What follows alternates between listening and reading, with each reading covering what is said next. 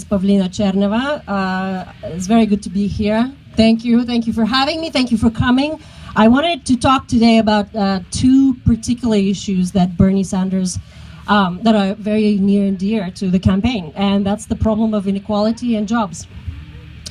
Last year, Bernie presented some of my research on the Senate floor, and it was research on inequality, and this is what he said. He said that virtually all families, except for the top 10%, have seen their incomes fall during the expansion, during most of the expansion. But you know, the reality is actually much worse than this. Real incomes for the bottom 90% of families are actually lower today than they were 20 years ago. This is unacceptable. This is a very deep, structural, pernicious, pervasive problem. And you know, what it is telling you is that this economy is not working for all of us. In fact, it's not working for most of us. It's working for a very, very small percentage of us. And when you hear that a rising tide lifts all boats, you know it's not true, right? What this rising tide is doing, it seems to be sinking most boats. So, of course, all of us, know this at the gut level. I've been watching it from, my academic perch for the last 20 years, and it's been an awful, awful train wreck. So when you hear a candidate, or when you hear anyone tell you, look, you just have to grow the economy, you really have to ask them, what exactly are you promising? What exactly are you going to do to grow the economy? And we know what Bernie is promising. He is promising nothing short of a shared prosperity.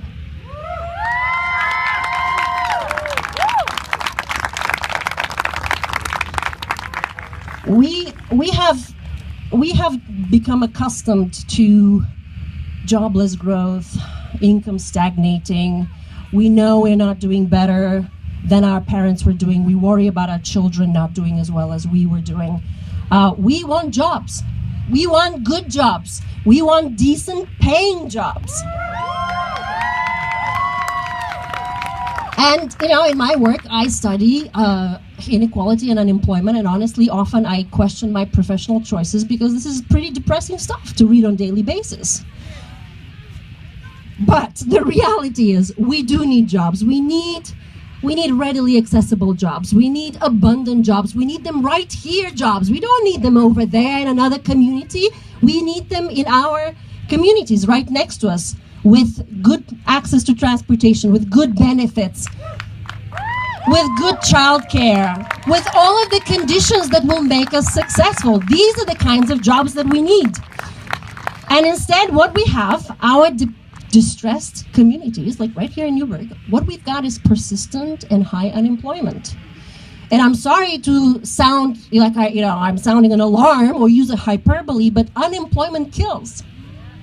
Unemployment kills quite literally, right? All research shows that unemployment increases our mortality rate by 40%. 1 in 5 suicides are related to the problem of unemployment. Virtually every socioeconomic problem we see today is connected to the problem of unemployment. It doesn't affect just us. It doesn't affect just our health.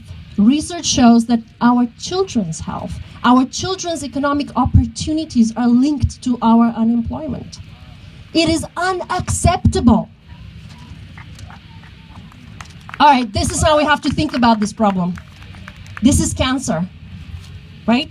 This is an epidemic.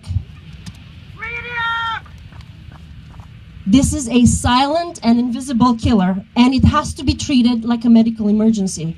Not tomorrow, not the year after, today. Yesterday. All right, I'm sorry. This was the depressing part of my talk. But it's not all gloom and doom, okay? This is, so to make this whole thing worthwhile, what I spend up doing a lot of time is actually studying jobs programs, working with people on designing, creating jobs programs. And I have seen this, firsthand. I've done this, around the world. I have studied, I have seen the transformative impact these jobs programs have on people, on communities.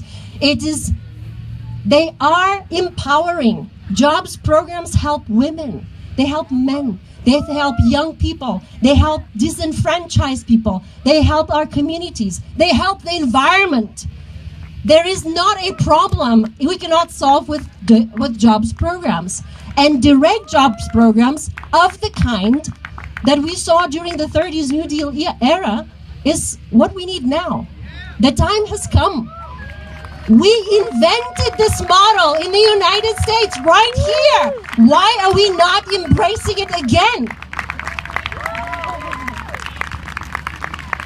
Bernie Sanders has all of the ingredients of a proposal for shared prosperities. He has a very, very bold infrastructure proposal. He has a very bold youth employment project, right? He has a living wage proposal. He is the only one that has a substantive reforming the bank problem, right? Proposal. He has clean air and a great Green New Deal proposal, right? We don't have small problems. We have big and deep problems. If we had small problems, incremental solutions are okay. We have big problems, and we require big and bold solutions. So I'm here to say that I am inspired by Bernie Sanders' vision.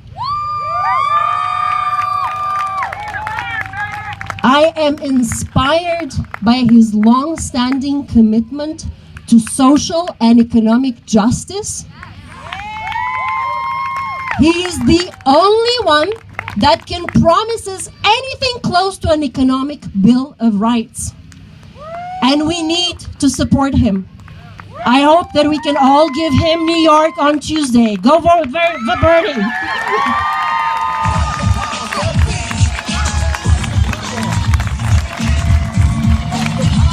Yeah. Dr. Tcherneva. Give it up, give it up.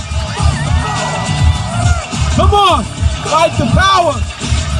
Bernie Sanders, April 19th, next Tuesday. We gotta rock.